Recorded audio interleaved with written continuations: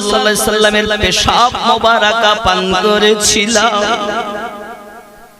আমার রাসূল বলেছিলেন, তুমি পেশাব পান করেছো, তোমার দেহ দিয়ে সুগন্ধ, তোমার যত সন্তান জন্ম নেবে সবার দেহ থেকে সুগন্ধ। জেনে রাখো, তোমার বংশে যত বাচ্চা জন্ম নেবে সবার দেহ দিয়ে এই সুগন্ধ বার হবে। তাই আমাদের কাছে আমাদের দয়াল নবীর পেশাবটাও মোবারক। তোমাদের কাছে পেশাব হতে পারে, আমাদের কাছে মোবারক, কারণ রাসূলুল্লাহ সাল্লাল্লাহু আলাইহি সাল্লামের পেশাবের এত তাসীর যা দুনিয়াতে আর নেই। আমরা যদি পেতাম তো ভাত না খেয়ে, গোশত না খেয়ে রাসূলুল্লাহ সাল্লাল্লাহু আলাইহি সাল্লামের পেশাব মোবারক খেয়ে জীবন বিতিয়ে দিতাম।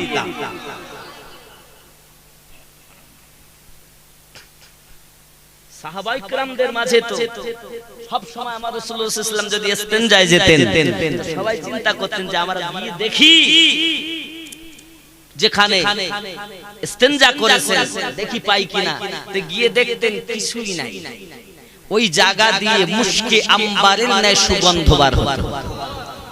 আমার রাসূলুল্লাহ যখন হাজাত ছাড়তেন, আল্লাহর জমিন খেয়ে নিত, আর এত সুগন্ধ বার হতো পৃথিবীতে সাহাবায়ে কেরাম রিদওয়ানুল্লাহি তাআলা আলাইহিম আজমাইন ওরা কোন সুগন্ধ আর কোথাও পাননি। জোরে বলুন। এরে আমরা যদি পেশাবও পেতাম, পেশাব মোবারকও পেতাম, পায়খানা মোবারকও পেতাম, আমরা তাই পান করতাম, জিন্দেগিতে ভাত খেতাম না যদি দয়াল নবীর পেশাব মোবারক পাওয়া যেত। সেই রাসূলুল্লাহর শানে কেন এত হিংসা? কেন হিংসা? যারা হিংসা করে তারা প্রেম করে না, আর যারা প্রেম করে তারা হিংসা। কথা বুঝতেছেন? আব্বা, আমি কতদিন থাকবো আপনাদের মাঝে জানি না, আমার বিদায় ওয়াজ হতে পারে। আব্বা, আমার ভাইরা, দুনিয়ায় সবথেকে বেশি ভালোবাসা যায় কাকে? কথা কন না কেন? কথা কন না কেন? কাকে ভালোবাসা যায় সবথেকে বেশি? নবীজি। আব্বা, সবথেকে বেশি, সব থেকে বেশি যারা ভালোবাসে, কোন মেয়েকে যদি কেউ ভালোবাসে তাহলে তার বদনাম করে না, কোন ছেলে যদি কাউকে ভালোবাসে তা বদনাম করে না, কোন ইমাম সাহেবকে যদি ভালোবাসে তার ইমাম সাহেব বদনাম সহ্য করতে পারে না। যে ইমামদের ইমাম, বাদশাদের বাদশা, নেতার নেতা, উম্মতের কান্ডার, আমার রহমতের ভান্ডার রাসূলুল্লাহর প্রতি এত হিংসা কেন গো? তিনি কি করেছেন? কি এনে দেননি তিনি? আব্বাজি, আমার হিংসা করা মানুষ আলাদা, মোহাব্বত করা মানুষ আলাদা। চলো না গিয়ে চলুন, যারা প্রেম করেছে প্রত্যেকেই লাভবান হয়েছে, প্রত্যেকেই লাভবান হয়েছে। গাছ ভালোবেসেছে, লাভবান হয়েছে, মাছ ভালোবেসেছে, লাভবান হয়েছে। যদি আপনি বলেন মাকড়সা ভালোবেসেছে, লাভবান হয়েছে, কবুতর ভালোবেসেছে, লাভবান হয়েছে, ব্যাঙ ভালোবেসেছে, লাভবান হয়েছে, হরিণ ভালোবেসেছে, লাভবান হয়েছে, কাছুয়া উটনি ভালোবেসেছে, লাভবান হয়েছে। জোরে বলুন। রাসূলুল্লাহ সাল্লাল্লাহু আলাইহি ওয়াসাল্লাম মক্কা থেকে মদিনায় হিজরত করেন।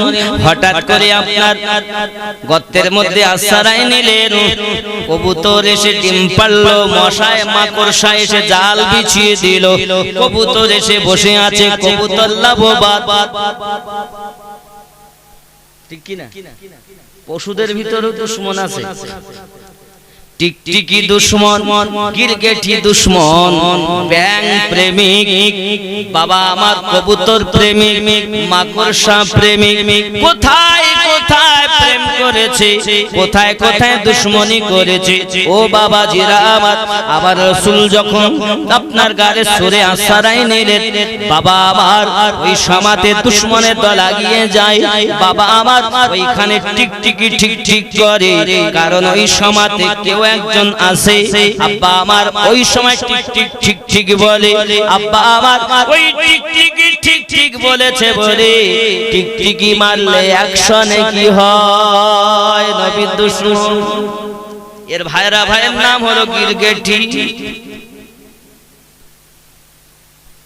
কথা বুঝেন আব্বাসি আমার ব্যাং ভালোবেসেছে নমরুদ যখন ইব্রাহিম নবীকে অগ্নিতে ফেলে দিয়েছে বাবা এমন সময় আপনার কি নাও ব্যাং চলে গেল এই পুকুর পানি দে বলে পানি কি করবি নমরুদের আগুন বুঝিয়ে দেব তাই কখনো সম্ভব নাকি বলে ও পুকুর তুমি জানো না ও তালাব তুমি জানো না আমার আল্লাহ পাক আল্লাহ তাআলার খলিল ওই আগুনিতে নিক্ষিপ্ত হবে আমি আগুনটাকে নিভিয়ে দেব আমি ছোট হতে পারি তবে আমার হৃদয়ে ভর্তি ইব্রাহিম নবীর ভালোবাসা আমার আল্লাহ ঘোষণা দিয়ে দিলেন ব্যাঙের পেশাব যদি কাপড়ে লাগে নামাজ পড়তে অসুবিধা হবে না কারণ আমার খলিলুল্লাহকে প্রেম করেছে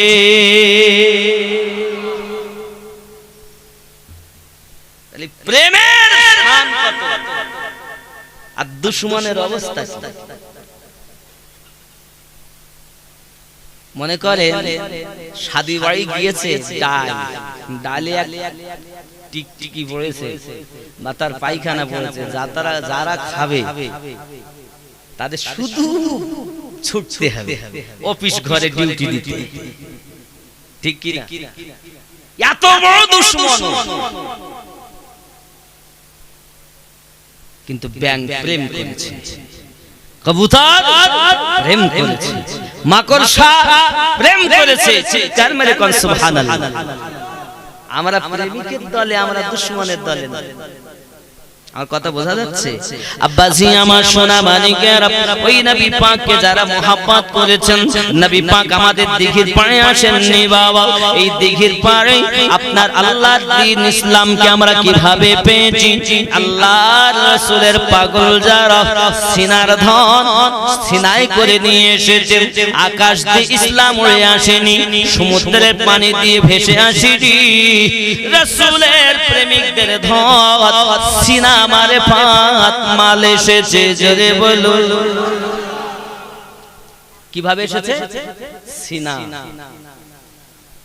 বাবা কিছু মোহাব্বতের কথা আপনাদের বলতেছি আধ্যাত্মিক কথা বলতেছি আমরা যে জগতে বাস করি এই জগৎটার নাম হলো আলামে নাসুত এই আলামে নাসুতে শুধু মায়া মায়া মায়া স্ত্রী বলে স্বামী তোমায় ছাড়া বাঁচবো না স্বামী বলে বিবি তোমায় ছাড়া বাঁচবো না বাচ্চাগুলো বলে মা বাপ তোমায় ছাড়া বাঁচবো না বন্ধু বন্ধুকে বলে আমি ভালোবাসি বন্ধু তোমায় ছাড়া বাঁচবো না এখানে শুধু মায়া এখানে শুধু ভালোবাসা বন্ধুরে আবার এই মায়া জাল ত্যাগ করো ত্যাগ করে কি হও তুমি আলামে নাসুত ত্যাগ করে আলামে জাবারুতে চলে যাও আলামে জাবারুতের পরে আলামে আপনার কিনা দেখা গেল মালাকুতে চলে যাও আলামে হালাহুতে চলে যাও আলামে হাহুতে চলে যাও তোমার শান আলাদা হবে আসুন প্রথম ছিলাম রূহের জগৎ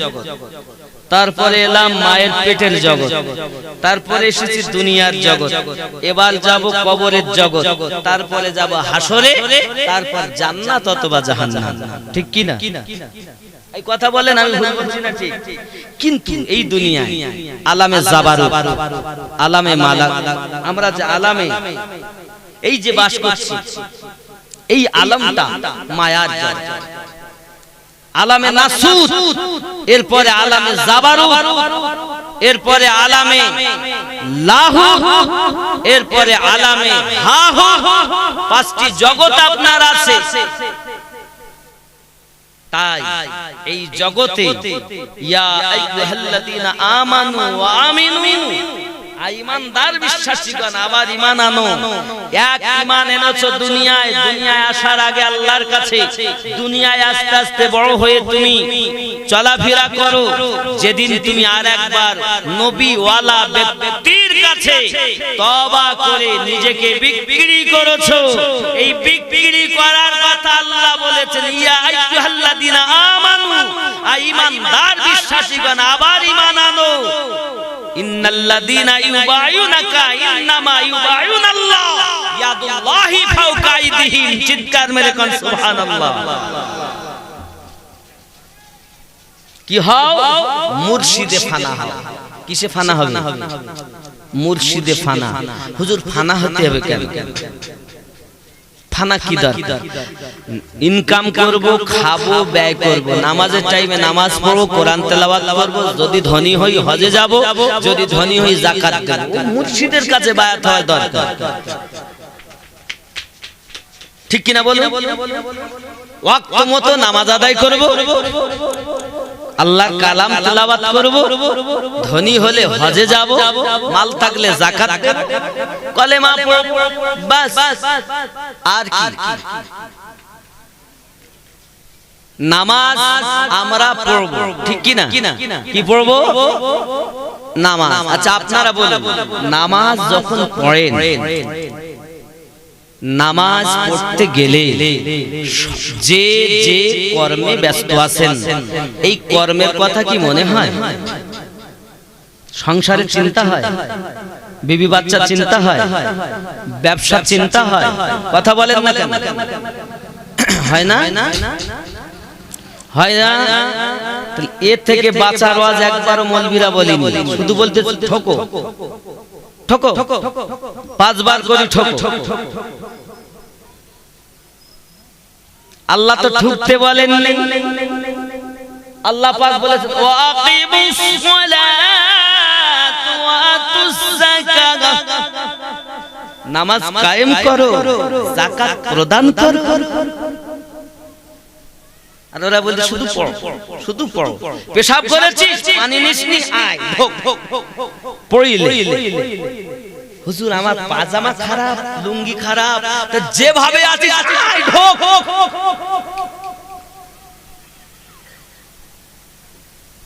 বাবা শুধু ঢুকে পড়ে যা, আর আমরা বলতেছি বাবা নামাজ কায়েম করো, আল্লাহ বলেন কায়েম করো। আচ্ছা কায়েম আমি আপনাদের বলছি, আর একটা কথা একটু বুঝাই। আপনাদের এই দিঘির পাড়ে কোন ব্যক্তি দৈনন্দিন 5,000 টাকা করে ইনকাম করে প্রতিদিন, ওই ব্যক্তি ধনী হবে না গরিব হবে? প্রতিদিন 5,000 টাকা ইনকাম, কোনদিন বাদ নেই, তাহলে ওই ব্যক্তি ধনী হবে। কিন্তু ওই ব্যক্তি 5,000 টাকা ইনকাম করে, প্রতিদিনের দরে 5,001 টাকা ব্যয় করে, ধনী হবে না গরিব হবে? মানে ওই ইনকাম করতে জানে, ও ইনকাম করা পয়সা রাখতে। আমরা দৈনন্দিন 5 ওয়াক্ত নামাজ পড়ি, দৈনন্দিন সুদও খাই, দৈনন্দিন মিথ্যাও বলি, আলো ঠেলি, মা বাপকে কষ্টও দেই, হারামও খাই, তাহলে আমাদের ইনকামের ছাড়া ব্যয় বেশি হচ্ছে না? ধনী হতে গেলে যেমন আপনার পয়সাগুলো রাখতে শিখতে হবে, তেমন আপনি রাসূলুল্লাহকে পেতে গেলে আপনার ইবাদত গুলোকে রাখতে শিখতে হবে। তারপরও ইবাদত হলো কি না এটাও তো জানার দরকার। নামাজে গেলেই চিন্তা হয়, এই জবানে ভাত খাবেন স্বাদ পাবেন, রুটি খাবেন স্বাদ পাবেন, বিরিয়ানি খাবেন স্বাদ পাবেন, ডিমের আলাদা স্বাদ আছে না? স্বাদ আছে না? জিহ্বার কাজ স্বাদ বলে দেয়, ঝাল হয়েছে কিনা তাও বলে, লবণ হয়েছে কিনা তাও বলে। তাহলে এই জিহ্বাতেই তো আমরা তেলাওয়াত করছি আল্লাহর কালাম, ঠিক কিনা? আল্লাহর কালাম কই বারবার প্রত্যেক রাকাতে সূরা ফাতিহা পড়ি, ঝাল টক তিতো মিষ্টি খাটা তাও বুঝতে পারলাম, পড়তে হতেই পড়ি। তার মানে আপনি যদি কিছু গালে দিয়ে স্বাদ না পান, নিশ্চিত আপনার মধ্যে রোগ আছে, তাই স্বাদ পাচ্ছেন না। তাহলে আপনি আল্লাহর কোরআন তেলাওয়াত করে স্বাদ পাচ্ছেন না, তার মানে আপনার মধ্যে রোগ আছে। আল্লাহ কোরআন শরীফে বলেন সূরা নাসে, মিন শাররিল ওয়াসওয়াসিল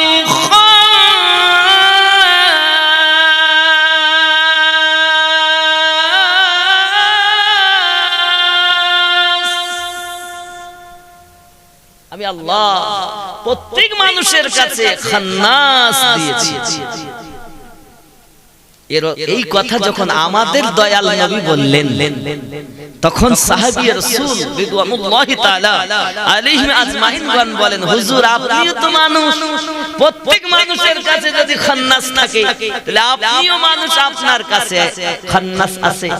আমার রাসূলুল্লাহ বলেন, হ্যাঁ আমার কাছেও খান্নাস আছে, তবে আমার কাছে যে খান্নাস আছে সে আমার কাছে কলেমা পড়ে মুসলমান হয়ে গেছে।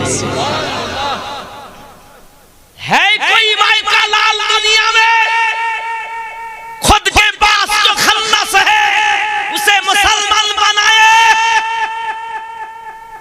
আছে কেউ দুনিয়াতে মায়ের লাল নিজের কাছে যে খান্নাস আছে তাকে মুসলমান বানাতে পারে?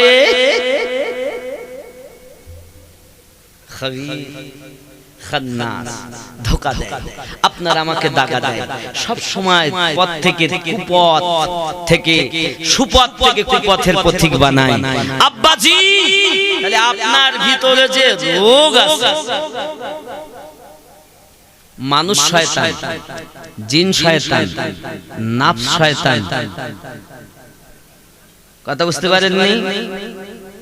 নাফস এও শয়তান, মানুষ শয়তান, জিন শয়তান আছে। আপনারে নাফসে আম্মারা, নাফসে কলকলা, নাফসে মুতমাইন্না, আপনার যে নাফসের পাঁচটা ভাগ, এই নাফসের ভিতরে আপনাকে সব সময় দাগা দেয়, সব সময় দাগা দেয়। ব্রেনের ভিতরে বলছে এখন নামাজ পড়তে হবে না, আযান হচ্ছে, হোক চ কাজে যাই। এই ট্রিটমেন্ট গুলো করা দরকার। যদি সর্দি হয় ডাক্তারের প্রয়োজন, জ্বর হয় ডাক্তারের প্রয়োজন, যদি আমাশা হয় ডাক্তারের প্রয়োজন, গর্ভে বাচ্চা আছে ডেলিভারি কেস সিজারের প্রয়োজন, অপারেশনের প্রয়োজন।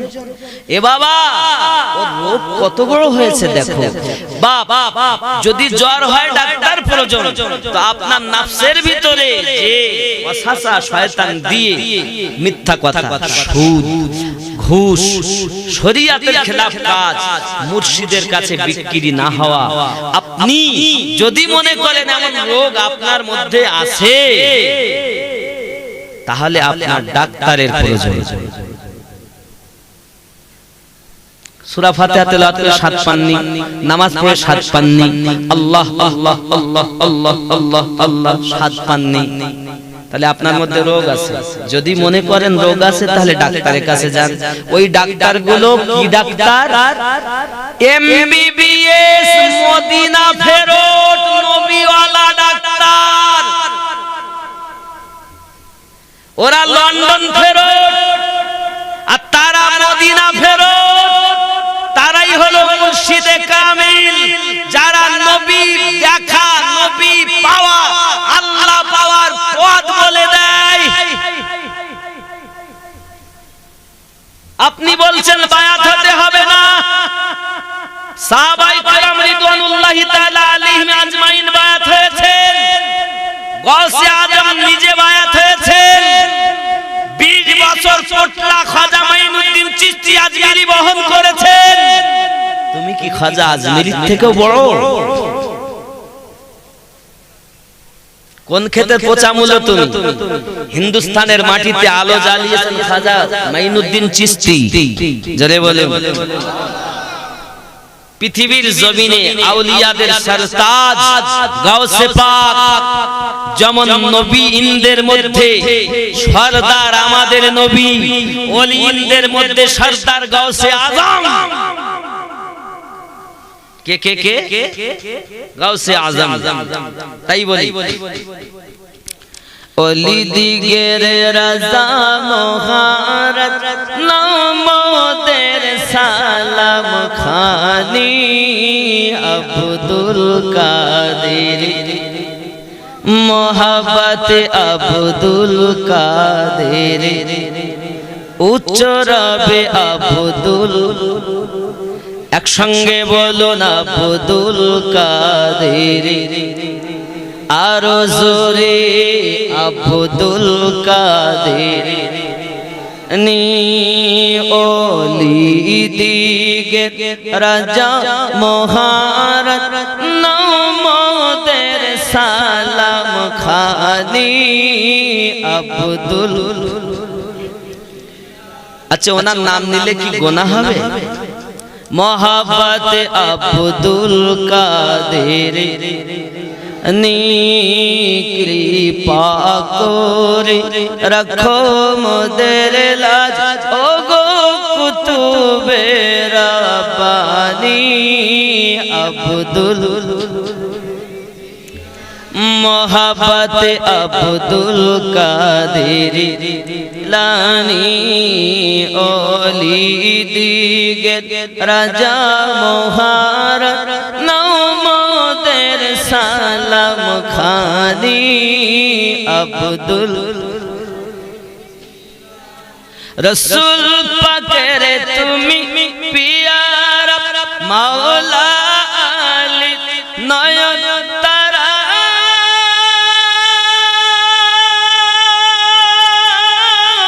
মা ফাতিমার প্রাণের দুলাল, হাসান হুসাইনের জিগার পারা, সর্বগুণে গণমানি সর্বগুণে গণমানি তুমি মেহবুব সুবহানি আব্দুল।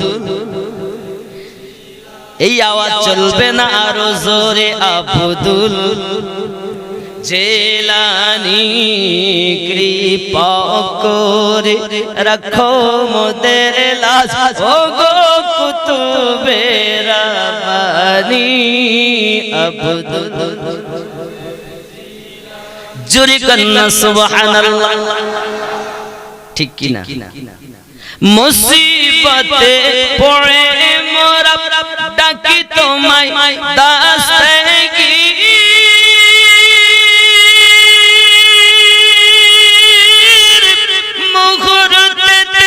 উদ্ধার করো ও গো মোদের বড় পীর, নাই তুলনা বিশ্ব মাঝে, নাই তুলনা বিশ্ব মাঝে, তুমি প্রাণ পীর লাশানি আব্দুল জেলানি ওলি দিগের রাজা মহারাজ, নাও মোদের সালাম খানি আব্দুল। জোরে কন্না সুবহানাল্লাহ। রোজ হাশরের কঠিন দিন তুমি যে মোদের আশা, তোমার কৃপার তরে যাব মনে ভরসা, তাই তো মোরা নিত জপি, তাই তো মোরা নিত জপি তোমার ওই পাক নাম খানি আব্দুল জেলানি ওলি দিগের রাজা মহারাজ, নাও মোদের সালাম খানি আব্দুল। জোরে কন্না সুবহানাল্লাহ। আব্বাজি আমার সোনাবানি কেন আব্বারা আমার নবী পাক মদিনা থেকে দেখেন না, আবু দাউদ শরীফ 584 পৃষ্ঠা, মিশকাত শরীফ 513 পৃষ্ঠা, হাদিসের রাবী আন সাওবান রাদিয়াল্লাহু তাআলা قال قال رسول الله صلى الله تعالى عليه وسلم ان الله تعالى زويل الارض فرأيت مشارقها ومغاربها। আমার নবী পাকের সাহাবী সাওবান রাদিয়াল্লাহু তাআলা আনহু বর্ণনা করে, নবী পাক বলেছেন ইন্নাল্লাহ তাআলা, নিশ্চয় আল্লাহ তাআলা জুইলাল আরদি সংকুচিত করে দিয়েছেন জমিনকে, ফারাআইতু মাশারিকাহা ওয়া মাগারিবাহা, ফলে আমি নবী মাশরিক থেকে মাগরিব নিজে চোখে দেখি। আবু দাউদের 584, মিশকাতের 513। এই হাদিস দ্বারা বোঝা যায় আমরা দিঘির পারে আমার নবীকে ডাকি, আমার নবী দেখে। তাই তো বলেছি নবীজি মদিনা হতে সবকিছুই পারেন দেখিতে। যারা বলে শিরক শিরক শিরক, ওয়ান পিস দলিল দাও। কয় পিস ওয়ান পিস দলিল দাও। আমার নবী দেখেন, আমার আল্লাহ আমার নবীকে ক্ষমতা দিয়েছে, তাই আমাদের নবী দেখেন। নবী তো দূরের কথা, নবীকে যারা ভালোবাসে তারাও দেখে। ও যুবকেরা, আসুন আমি আপনাদের কাছে বলি, আমার নবী পাকের দ্বিতীয় খলিফা নাম তার ওমর ফারুক রাদিয়াল্লাহু তাআলা আনহু মসজিদ নববীতে খুতবা দিচ্ছেন আরবিতে। শুনছেন তার আরবিয়ান মানুষ খুতবা দিতে দিতে বলছেন, ইয়া সারিয়াতাল জাবাল। আরবিয়ান মানুষ রাগ করছেন আমার কথা, বাড়ি যাব, ছেড়ে দেব, অসুবিধা হয়নি, নেশা হয়নি তো, খৈনি খাওয়া, বিড়ি চলবে? জোরে কন্না সুবহানাল্লাহ। আব্বাজি আমার উনি যখন বললেন ইয়া সারিয়াতাল জাবাল, আরবিয়ান মানুষ তার আরবি শব্দ বলতে বলতে উনি বেশি শব্দ বলেছেন। খুতবার মাঝে উনি বলেছেন, সঙ্গে সঙ্গে আরবিয়ান মানুষ জিজ্ঞাসা করেন, আমিরুল মুমিনিন ও আমিরুল মুমিনিন, আপনি খুতবা দিতে দিতে বেশি শব্দ কেন বললেন? হযরত ওমর রাদিয়াল্লাহু তাআলা আনহু বলেন, আমি খুতবা দিতে দিতে সারিয়াকে জিহাদের মাঠে বিপদগ্রস্ত দেখে আমি ওমর তাকে সাবধান করে দিয়েছি।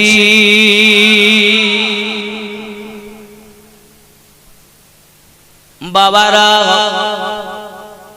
नबी तो दूर की बात है, तेरे मेरे कमली वाले की बात तो दूर की है, तेरे मेरे मुस्तफा की गुलाम की पावर ये है। बंदुरे মদিনাবাসীরা অনেকেই বলতে লাগলেন, হুজুর আপনি এখান থেকে কেমন করে দেখলেন? এ কথা মানা যাবে না। আমিনউদ্দিন বলে গেল, জয়ীফ হাদিস দেখেছে, মানা যাবে না।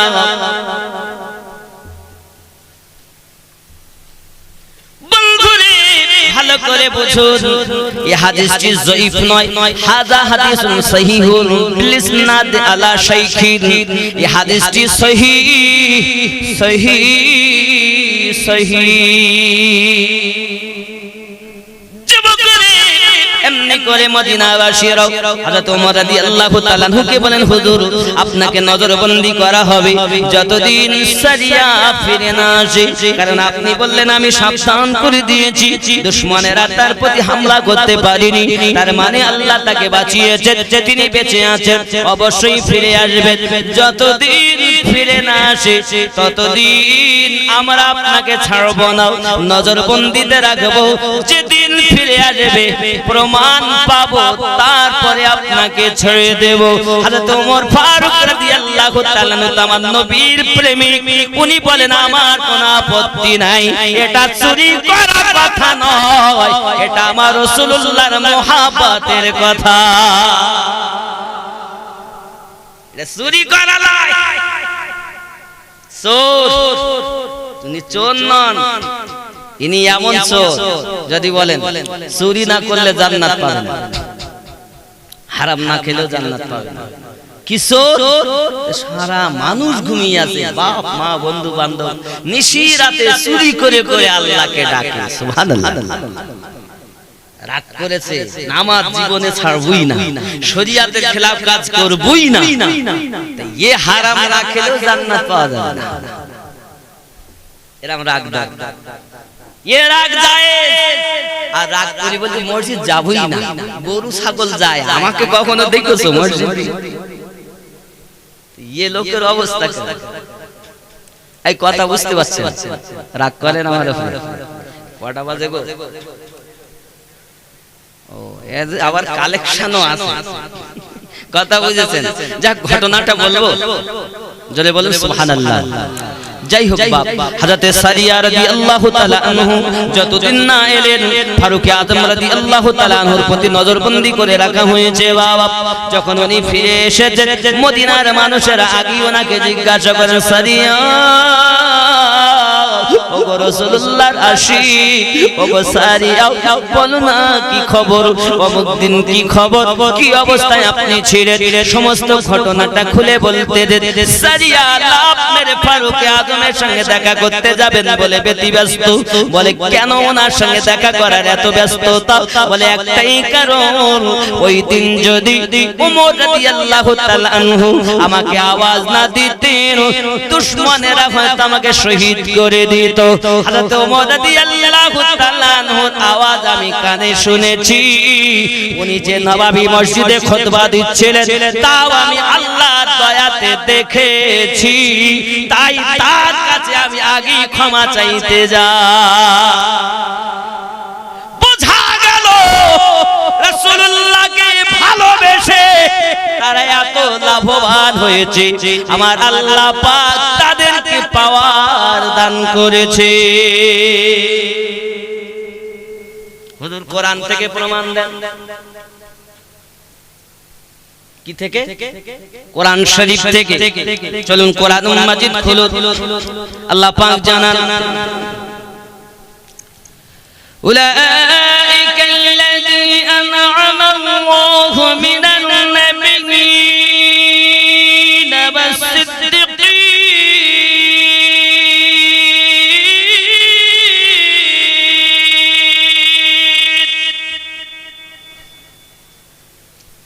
মিনান নাবিয়্যিনা ওয়াস-সিদ্দীকিনা ওয়াশ-শুহাদা'i ওয়াস-সালিহিন। যেরকম সুবহানাল্লাহ। আল্লাহ বলেন চার জায়গায় প্রাইজ, নবীন, সিদ্দিকিন, শুহাদা, সালেহিন। জোরে বলুন। এই হাদিস থেকে বৈজ্ঞানিকেরা টেলিভিশন উৎপত্তি করেছে, টেলিফোন উৎপত্তি করেছে। জোরে বলুন। আচ্ছা, আমাদের এই মানে দিঘির পাট থেকে আজ যদি কেউ মোবাইল করে, দিল্লিতে তার ছেলে থাকলে দেখতে পায় না? হোয়াটসঅ্যাপে ভিডিও কল করলে দেখা যায় না?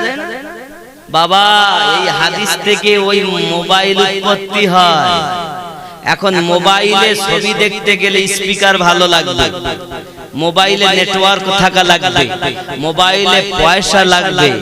আবার যদি ডিসপ্লে না থাকে তো ছবি দেখা যাবে? ডিসপ্লে যদি ভাঙা হয় দেখা যাবে? কথা বলেন না কেন?